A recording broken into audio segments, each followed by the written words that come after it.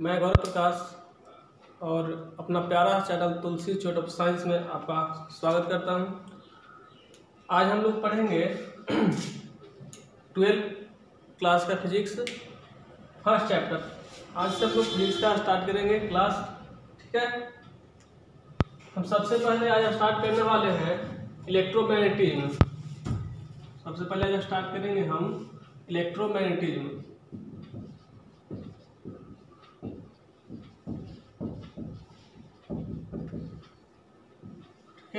ऐसे इलेक्ट्रोमैग्नेटिज्म का दो ब्रांच होता है, एक इलेक्ट्रोस्टैटिक्स होता है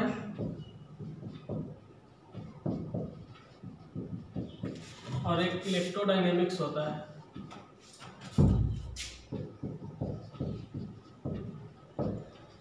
इलेक्ट्रोडायनेमिक्स होता है, ठीक है। इलेक्ट्रोस्टैटिक्स अब यानी इस ब्रांच में हम स्टडी करेंगे चार्ज के बारे में। चार्ज इसमें किस में रहता है? चार्ज इसमें रेस्ट में रहता है। चार्ज इज एट रेस्ट, किसमें? इलेक्ट्रोस्टैटिक्स में चार्ज रेस्ट में रहता है और इसमें चार्ज मूव करता है। Charge is moving with constant speed, constant speed. Electrodynamics में चार्ज आपका मूव करेगा, इलेक्ट्रोस्टैटिक्स में चार्ज आपका रेस्ट में रहता है। क्लियर? रेस्ट मतलब रुका हुआ रहेगा। अगर रुका हुआ चार्ज के बारे में स्टडी करेंगे इलेक्ट्रोस्टैटिक्स में स्टडी करेंगे, और मूव करता हुआ चार्ज के बारे में स्टडी करेंगे तो आप इलेक्ट्रोडायनेमिक्स में स्टडी करेंगे। 12th क्लास में इलेक्ट्रोस्टैटिक्स में दो चैप्टर है, एक है electric charge and field, electric charge और फील्ड, और दूसरा है आपका इलेक्ट्रोस्टैटिक पोटेंशियल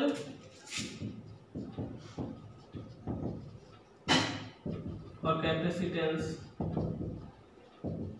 ठीक, दो चैप्टर इसमें पढ़ना है, इसमें इलेक्ट्रोस्टैटिक्स में। क्लियर? आज हम लोग इलेक्ट्रिक चार्ज और फील्ड को देखेंगे।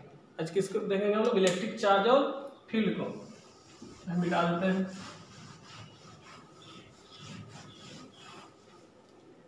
सबसे पहले क्या है आपका? इलेक्ट्रोस्टैटिक्स है।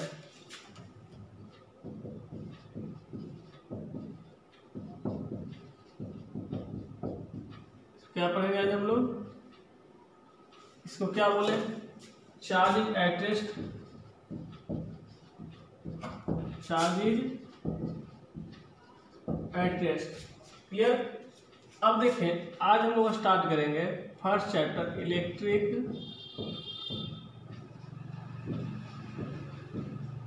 चार्ज एंड फील्ड, ठीक है। Electric charge and field. सबसे पहले इसका इंट्रोडक्शन देखते हैं। तो इलेक्ट्रिक चार्ज के बारे में ऐसे कहा जाता है कि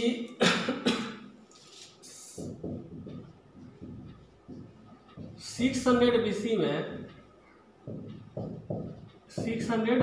BC में एक साइंटिस्ट थे जिनका नाम था थेल्स। वो ऑब्जर्व किए थे, कहाँ पे? ग्रीक में ऑब्जर्व किए थे कि कोई भी एक एम्बर था, ठीक है। एम्बर को अपना सब कुछ कपड़ा में ही रब किया, किसी चीज़ में रगड़ने के बाद, रब करने के बाद कोई एक अदर ऑब्जेक्ट को अपनी ओर अट्रैक्ट करता था। कोई भी चीज़ को क्या करता था? वो अट्रैक्ट करता था। उसके बाद देखा गया कि हम लोग खुद से सोच सकते हैं कि अगर ये मार्कर है, इसको ऐसे कर रहा है तो इसको अट्रैक्ट नहीं कर रहा है, या छोटे छोटे कागज का पार्टिकल उसको ऐसे अट्रैक्ट नहीं करता है, मतलब इसको रब करते हैं, इसमें रब करने के बाद दूसरे को अट्रैक्ट कर रहा है। तो सोचने वाली बात था कि जब ऐसे तो इसको छोड़ रहा है तो अटैक कर रहा है, इसके बीच में ग्रेविटेशनल फोर्स हो सकता है। ग्रेविटेशनल फोर्स के बाद से दूसरे को अटैक करेगा, मगर वहाँ पे जब कोई फोर्स था नहीं, और उसके बाद जब रब करते हैं तो उसमें एक फोर्स आ जाता है। ऐसे कोई फोर्स नहीं था। कब आता है? जब उसको रब करते हैं तब। तो सोचने लगे जब रब करते हैं तभी ऐसा क्यों फोर्स आता है, यानी यहाँ पे कुछ ना कुछ है। तो कहा गया कि जब रब करेंगे यानी रब करने के बाद, रगड़ने के बाद जो फोर्स आएगा उस फोर्स को नाम दिया गया क्या, चार्ज। उस फोर्स का क्या नाम दिया गया, चार्ज। ऐसे भी कर सकते हैं कि जब बॉडी कोई भी ऑब्जेक्ट है, कोई वस्तु, आपका पेन हो, मार्कर हो, उसको अगर रगड़ेंगे, रगड़ने के बाद कोई अदर वस्तु को अपनी ओर अट्रैक्ट करता है या रिपल करेगा, तो अब उस कंडीशन में कहेंगे हम कि बॉडी आपका क्या हो गया, चार्ज हो गया। चार्ज बॉडी कैसे रहता है, चार्ज बॉडी तभी होगा जब एक बॉडी दूसरा को अट्रैक्ट करेगा तो रिपल करेगा। क्लियर। उसके बाद आए सर बेंजामिन फ्रैंकलिन एक साइंटिस्ट ही थे। वो देखे कि जैसे दो एम्बर ही है, एक एम्बर ये वाला, एक एम्बर ये वाला, ये भी दोनों एम्बर ही है। अगर हम इसको पहले इससे रब करते हैं अपना शर्ट से ही, उसके बाद इसको फिर रब करते हैं, दोनों मार्कर को हम रब करते हैं। रब करने के बाद क्या देखते हैं कि एक दूसरे को अट्रैक्ट ना करके रिपल कर रहा है, एक दूसरे को क्या कर रहा है, रिपल कर रहा है, मगर ये शर्ट के साथ में क्या हो जा रहा है, अट्रैक्ट कर रहा है। तो सोचा गया कि इसके पास दो प्रॉपर्टी दिख रहा था। पहला प्रॉपर्टी तो ये दोनों एक दूसरे को रिपल कर रहा था और दूसरा प्रॉपर्टी एक दूसरे को अट्रैक्ट कर रहा था। तो बेंजामिन फ्रैंकलिन साहब बोले, कौन बोले बेंजामिन फ्रैंकलिन साहब बोले कि यहाँ पे चार्ज एक नहीं, चार्ज कितना है, दो चार्ज है।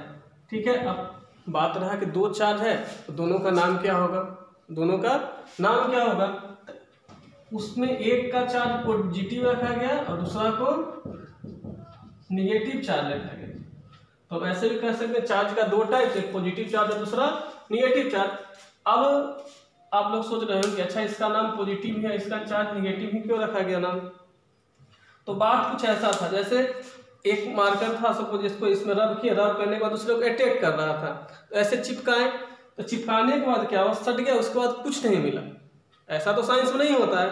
साइंस में होता है क्या कि दो प्रोडक्ट को एक साथ लाते हैं तो तीसरा प्रोडक्ट मिलता है, और यहाँ पे क्या नलीफाई हो गया। ऐसा कब होता है, ऐसा तो मैथ में होता है कि -5 और +5 के तो 0 मिला।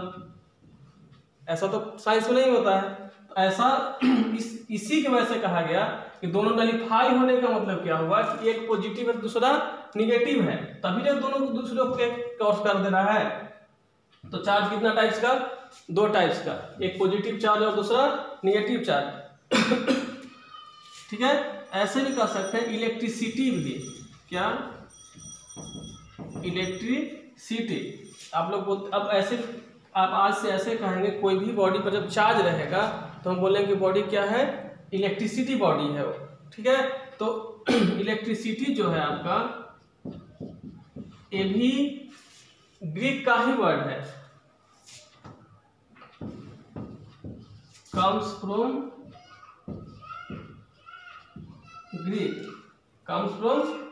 Greek word electron।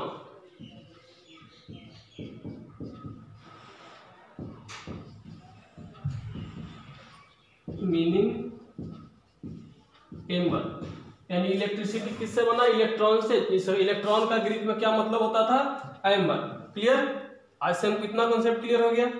तो इसके बाद चार्ज का ही कॉन्सेप्ट है।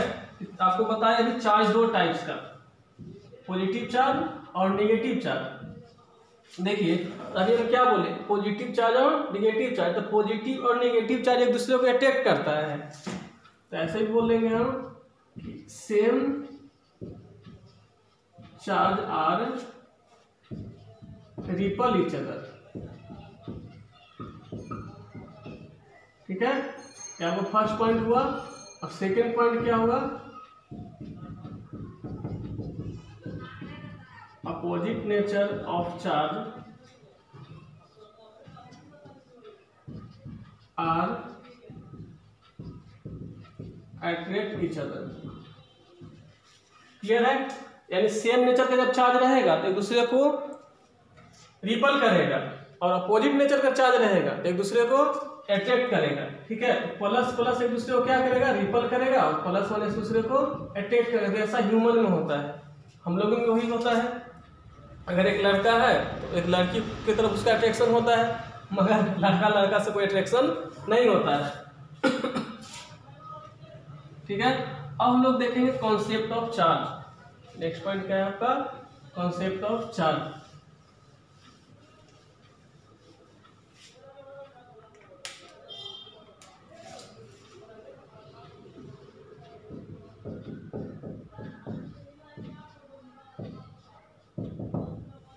ठीक है, कोई भी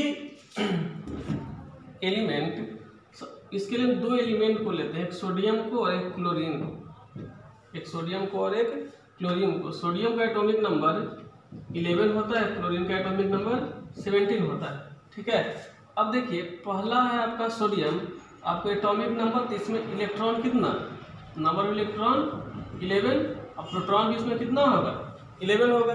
ठीक है, इसमें इलेक्ट्रॉन भी 11 और इसमें प्रोटॉन भी 11 है। ठीक है, अब बोला जाएगा कि कैसे कोई बॉडी पॉजिटिव चार्ज होता है, कोई बॉडी नेगेटिव चार्ज होता है। ठीक है, अब इसका इलेक्ट्रॉनिक कॉन्फ़िगरेशन निकालिएगा आप, तो इसका 2, 8 और 1 कितना मिलेगा, 2, 8 और 1। इसको अपना ऑक्टेट पूरा करने के लिए क्या करेगा, ऑक्टेट पूरा करने के लिए क्या करेगा, एक इलेक्ट्रॉन किसी को देगा, इसको ऑक्टेट पूरा करने के लिए 7 इलेक्ट्रॉन लेगा किसी से। उससे अच्छा रहेगा कि अपना एक इलेक्ट्रॉन किसी को दे देगा। उससे अच्छा क्या रहेगा, अपना एक इलेक्ट्रॉन किसी को दे देगा। तो इलेक्ट्रॉन अपना एक इलेक्ट्रॉन किसी को देगा तो अपना ऑक्टेट पूरा कर लेगा 2 और 8।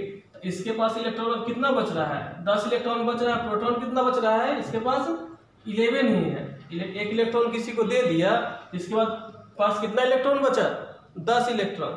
तब हम कह सकते हैं कि बॉडी चार्ज हुआ, बॉडी चार्ज हुआ। तो कैसे, इसमें कैसा चार्ज आएगा, पॉजिटिव चार्ज। इसमें कैसा चार्ज आएगा, पॉजिटिव चार्ज आएगा। क्यों, by the loss of electron. ऐसे भी कर सकते हैं कि जब किसी भी बॉडी, जब कोई भी एलिमेंट इलेक्ट्रॉन किसी दूसरे बॉडी को देगा या किसी दूसरे एलिमेंट को इलेक्ट्रॉन देगा, तो उसके पास प्रोटॉन ज़्यादा होगा। प्रोटॉन ज़्यादा होगा, इलेक्ट्रॉन कम जाएगा। तो प्रोटॉन ज़्यादा होगा तो उसके पास पॉजिटिव चार्ज होगा। ठीक है, तो ऐसे भी कर सकते हैं कि पॉजिटिव चार्ज कब होगा, तो positive charge loss of electron की वजह से होता है। यानी किसी को वह इलेक्ट्रॉन देगा तो उसके पास कैसा चार्ज मिलेगा, पॉजिटिव चार्ज मिलेगा। अब देखिए उस नेक्स्ट एग्जाम्पल है क्लोरीन का। ठीक है, नेक्स्ट एग्जाम्पल किसका एग्जाम्पल है, क्लोरीन का। इसमें इलेक्ट्रॉन कितना, 17, प्रोटॉन कितना भी इसमें होगा, 17 ही होगा। ठीक है, इलेक्ट्रॉन भी 17 और प्रोटॉन भी 17। इसका अगर इलेक्ट्रॉनिक कॉन्फ़िगरेशन निकालते हैं तो 2, 8 और 7 कितना होगा, 2, 8 और 7। अब देखिए इसको अपना ऑक्टेट पूरा करने के लिए एक इलेक्ट्रॉन किसी से लेगा, क्योंकि 7 इलेक्ट्रॉन किसी को दे नहीं सकता है। एक इलेक्ट्रॉन किसी से ही लेगा, अगर एक इलेक्ट्रॉन किसी से लेगा, इसके पास इलेक्ट्रॉन कितना हो जाएगा, 18 इलेक्ट्रॉन हो जाएगा। और प्रोटॉन कितना होगा, 17 ही होगा। प्रोटॉन कितना होगा, 17 ही होगा। ठीक है, अब देखिए तो हम कह सकते हैं कि इस बॉडी पर कैसा चार्ज होगा, निगेटिव चार्ज होगा, क्योंकि इलेक्ट्रॉन ज्यादा है, इसमें इलेक्ट्रॉन ज्यादा है तो इसमें कैसा चार्ज, निगेटिव चार्ज। इलेक्ट्रॉन ज्यादा तो कैसा चार्ज, निगेटिव चार्ज। तो ऐसे भी कह सकते हैं निगेटिव चार्ज कैसे मिलेगा आपको, by the loss of, sorry, gain of electron, by the gain of electron. Clear हुआ, कॉन्सेप्ट ऑफ चार्ज आपको समझ में आ गया होगा, क्लियर। अब देखिए यूनिट ऑफ चार्ज होता है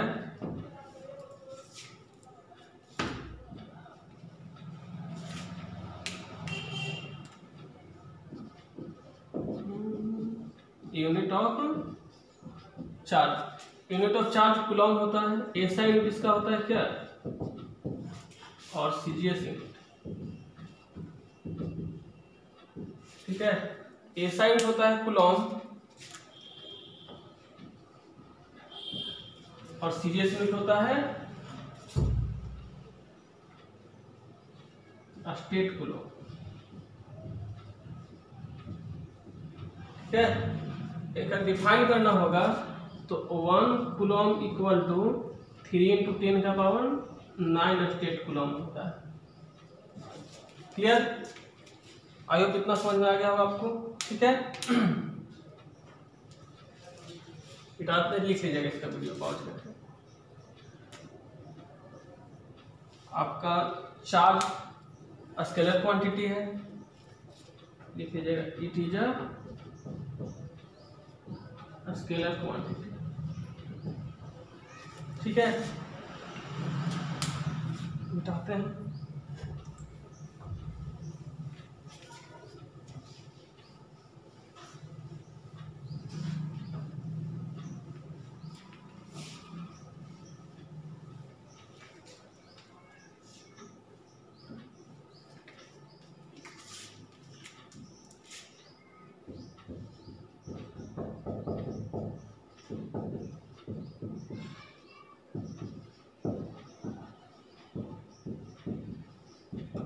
classification of material, next point है classification of material.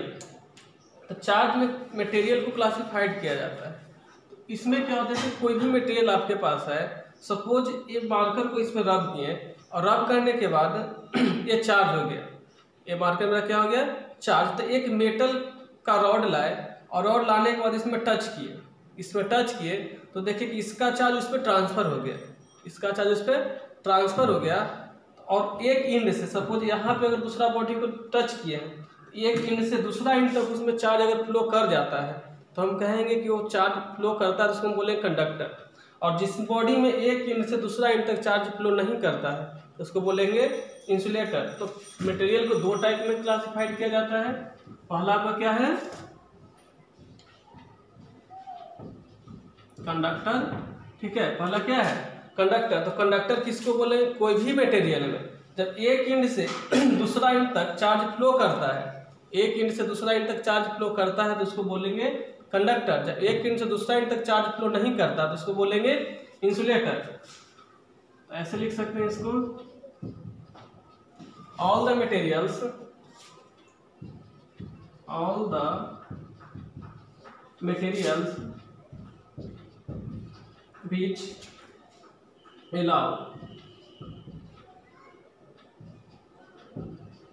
which allow charge to move within them। ठीक है, वैसा सभी मटेरियल जो अपने अंदर से चार्ज को मूव करने के लिए अलाउ करता है उसको बोलेंगे क्या हम, कंडक्टर। एग्जाम्पल में जितना भी मेटल आपका होगा वो कंडक्टर है, जितना मेटल होगा आपका क्या होगा, कंडक्टर। अब नेक्स्ट आपका है दूसरा, इसमें होता है इंसुलेटर। इंसुलेटर तो इसका अपोजिट, ये चार्ज को फ्लो नहीं करने देगा। ठीक है, ये चार्ज को फ्लो नहीं करने देगा, तो ऐसे भी लिख सकते हैं,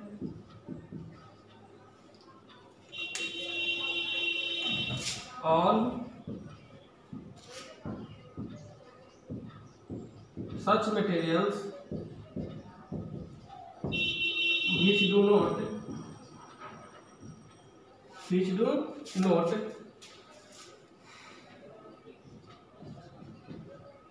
allow